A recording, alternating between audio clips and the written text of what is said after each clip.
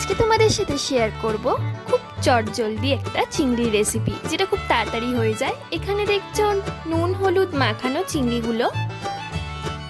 পর কড়াইতে মাছগুলো দিয়ে এপিট ওপিট করে একবার ভেজে নিয়ে তারপরেই একটা বাটিতে গুলে রাখবো হলুদ এবং লঙ্কার গুঁড়ো। সেই জলটা আমি দিয়ে দেব চিংড়িগুলোর মধ্যে। এরপর ধীরে ধীরে দিয়ে দেব পেঁয়াজ বাটা, রসুন বাটা, আদা বাটা ও তেজপাতা।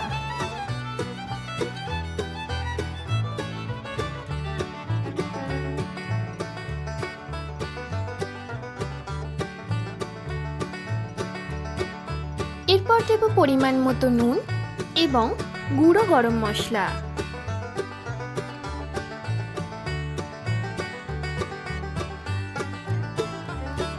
তারপর দেব কিছুটা পরিমাণে টমেটো কেচাপ।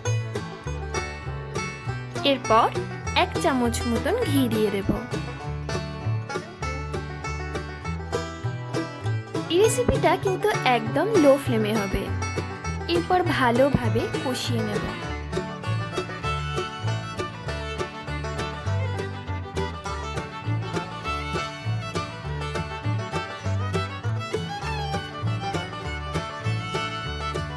এরপর অল্প পরিমাণে জল দেব।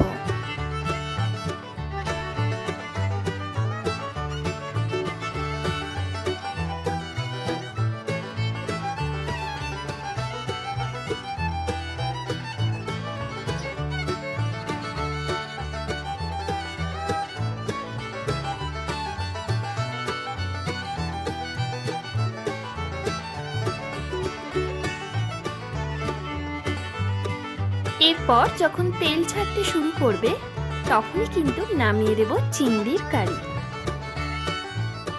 স্বাদ কিন্তু অপূর্ব, আপনারা অবশ্যই বাড়িতে এটা ট্রাই করে দেখবেন।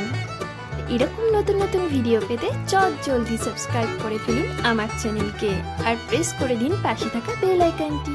আজকের মতো টাটা।